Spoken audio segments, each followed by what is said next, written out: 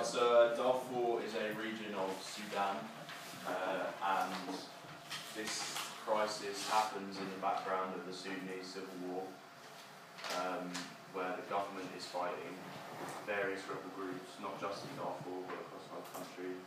But essentially in Darfur there's a bigger non-Arab population and the government is Arab, and effectively it was around ethnic cleansing of non-Arabs from the government, and also like government armed militia, mainly the biggest group, which is called like the Janjaweed, and effectively they're not actual government officials, but they were armed and sort of told to go out and kill non-Arabs by government forces, basically.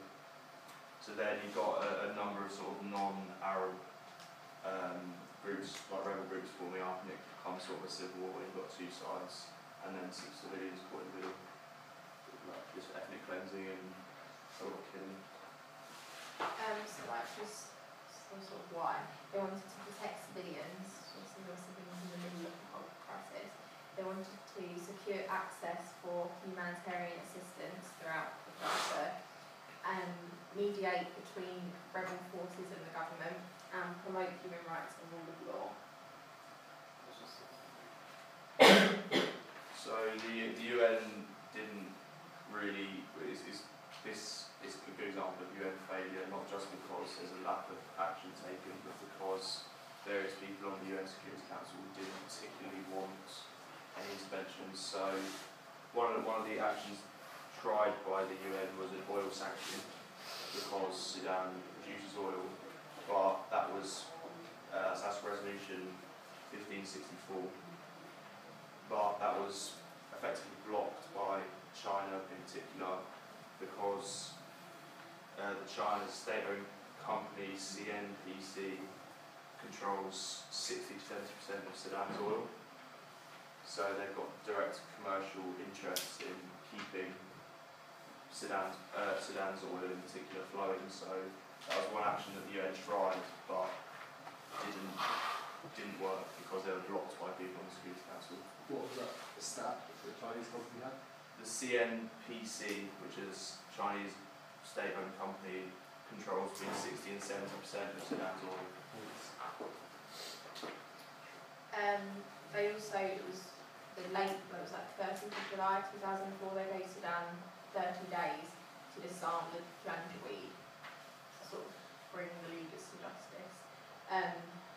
But when that expired, they just said that it had improved a bit, but it was limited. It basically had improved, but they didn't really do anything effectively. So although they it was sort of all talk, no actual action. Yeah, they did put in an arms embargo as well on Sudan, but there have been pictures released that supposedly show Chinese and Russian fighter planes in Sudan, which kind of indicates that it's being ignored.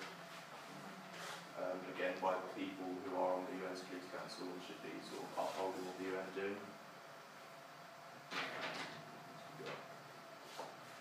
So UN didn't really put, within the time period we were told to look at, they didn't really put many troops on the ground. There were some in Sudan for the wider civil war, but the earliest that there's large numbers of troops is in 2005, and that's UNMIS, that was United Nations Mission in Sudan, so that wasn't particularly linked to Darfur in particular. Then in 2007 we've got UNAUIP, which is United Nations and African Union Mission in Darfur. That's 26,000 peacekeepers, but a lot of them didn't get deployed or haven't been deployed because the Sudanese government has basically denied access to wherever they can, and just said no, you're coming in, and just blocked them completely. And because the UN can't sort of fight the government, they're not taking sides. Effectively, they just can't get in. They also issued charges against a lot of people in the Sudanese government. So, like the Sudanese president Omar al-Bashir has been charged with genocide and crimes against humanity by the International Criminal Court.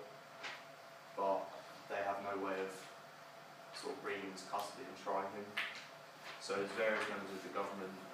How do you spell his name? What's right about? Just say it. Omar, O-M-A-R. Yeah.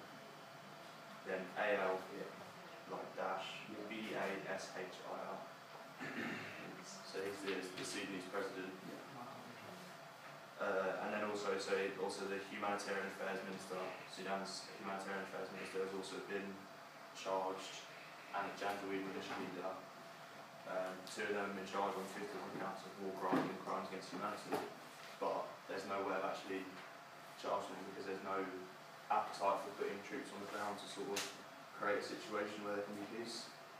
The UN have kind of been overshadowed by the African Union in this instance, because the UN haven't been particularly interested in sorting out the situation, so the African Union has sort of acted on its own in a lot of ways. So they've got more troops on the ground from African nations who have vested interest in Sudan becoming peaceful, because it's obviously spilling across into their borders with refugees and stuff like that. The UN pledged 100 million to the African Union to try and help Sudan, so that's an example of success. But I mean, that's pretty much the only success I could find. They also did a commission of inquiry in Sudan. It was like late 2004, which they were going to go there and determine whether there were acts of genocide being committed. So obviously, if they did declare it as a genocide, then the international law would be considered and they'd be able to perhaps act on it. But they didn't reply until January 2005, and they just said they didn't end up saying that it would have been a genocide. So, no, although they tried. A failure is that the fact that it started in March 2003, and they didn't even make a statement about it till over a year later, which was May 2004 was the first statement. So it was like the events that were going on in Sudan elsewhere overshadowed the conflict in Darfur. So it's sort of, in terms of effectiveness, that just shows that the UN couldn't really cope with the amount that was going on. Yeah, so overall, this is a pretty big example of a failure from the UN. I'd say it's a good example of not just a lack of action from the UN, but almost counteractive measures from some members of the UN. So particularly China and Russia have almost sabotaged any attempt to stop the genocide that's being carried out by the Sudanese government against non-Arabs. So yes, pretty much total failure. Any more questions to Phoebe and Paul about that? How much money was pledged to you? 100 million from the UN to the African Union, because the African Union was able to get troops on the ground. But that wasn't even enough to keep them deployed for half a year, so it didn't actually make any difference whatsoever pledging that much. They needed to pledge a lot more in order to actually make a difference. Is it still part of the same thing that's happening now? Essentially, yeah. I'm pretty sure it's just about at peace now, because there's been numerous sort of peace agreements with there's a lot of different rebel factions in Sudan. It's split into, because South Sudan was declared that was a newest nation, and there was a lot of fanfare made about that, South Sudan being set up in an effort. And I think Paul and Phoebe are right, you've got a very difficult situation because you've almost got two, not entirely separate, but you do have to differentiate between the sort of civil war aspect of what's going on in Sudan, and then you've got the acts of genocide and the racial aspect. And that's what has made it very difficult, because it's not a very clear for and against who are the baddies, who are the goodies, to make it quite simplistic. It's more difficult for the UN and the superpowers to push that narrative to the people, because at the end of the day, if it's going to be American soldiers or British soldiers who are going to go over there and put troops on the ground, there needs to be a will for that amongst the population of those countries. And there wasn't. Somebody who's worth looking into in terms of speaking about Darfur is George Clooney. I know this seems like a lot of Hollywood tangents, but George Clooney's taken a big interest in it and has spoken at the UN and led calls for further intervention there. But yeah, it's not a pretty one. Okay, thank you very much, guys. Round of applause.